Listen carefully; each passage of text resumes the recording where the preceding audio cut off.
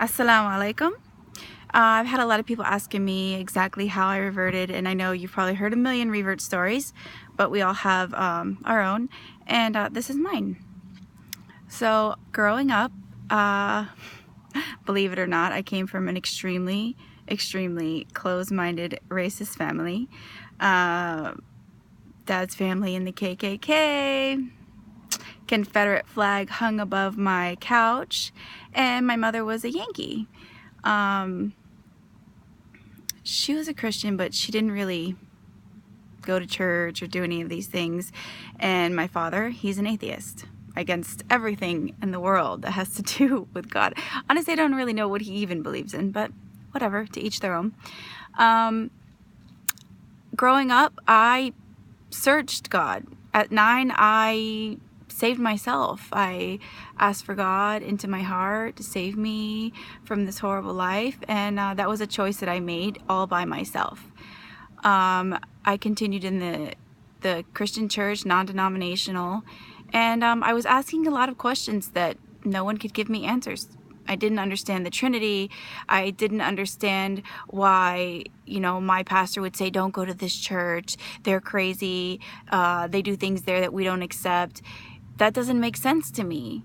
That's not what religion should be. If you're Christian, you're Christian. If you're Jewish, you're Jewish. If you're Muslim, you're Muslim. There shouldn't be all these different sections and sects differing from each other. So that's really hard to comprehend and understand as a child. You want answers and you want clarity. So I became, 18, 19, 20 years old and started partying and living my life and having fun and doing all the bad things that all kids do. I lost God. I had no faith at all in anything. I forgot who he even was.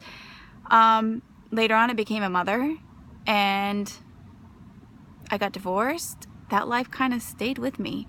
I still continued to party and have fun, and I was using my beauty to get places in this life.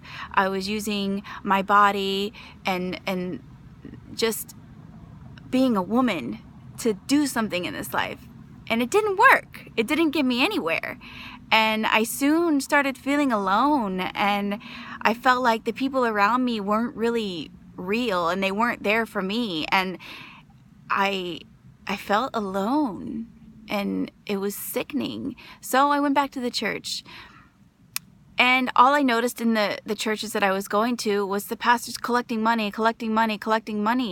They were never talking about anything that mattered. They weren't talking about this life and what's going on and how we can better it.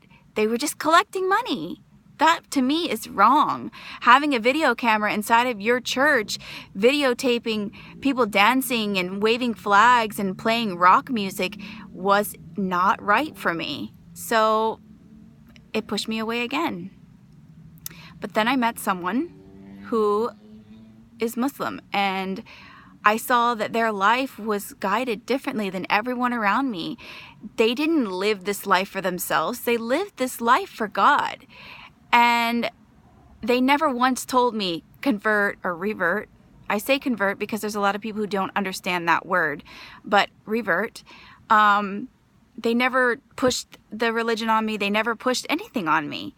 They just showed me how peaceful they were, how kind they were.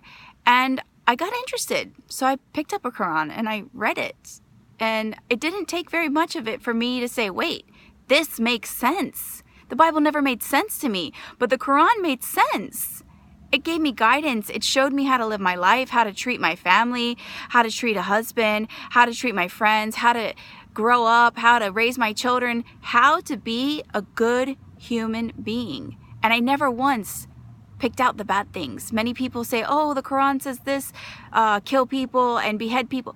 I never once saw the bad. I saw only the good. So I decided to go to a mosque. And while I was there, I saw this little boy who was maybe 2 or 3 years old, and he started reciting the Quran. And I swear I stopped right then and there, and I cried, and I cried, and I cried, and I cried. And I said to his mother, you have something amazing. Look at this little boy. Look how he recites Quran. This is beautiful. And she said, MashaAllah, alhamdulillah. But we all do. And I was like, what? And so I started noticing all the children were reciting verses out of the Quran, and it's just something so amazing to me that a child so young could comprehend, could understand this. And that little boy is really the one that made me say, you know, I want this in my life. And shortly after that, I took my Shahada.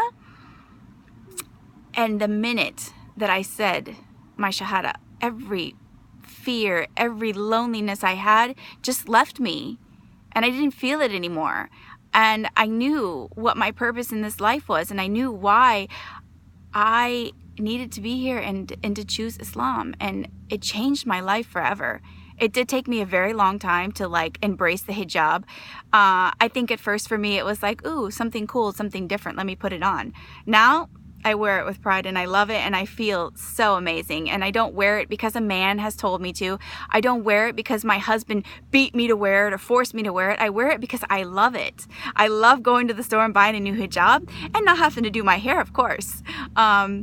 But it makes me feel really special, and I get a lot of respect from the people outside there. You know, people care what I have to say now. They don't just look at me for my beauty. They look at me as a woman, as a human being with intelligence.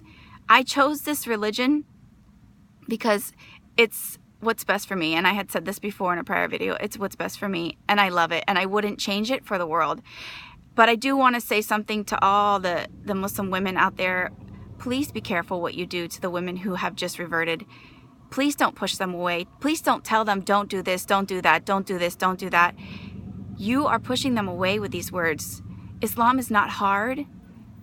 Allah did not give us force. He didn't say live this life the way He says and that's it.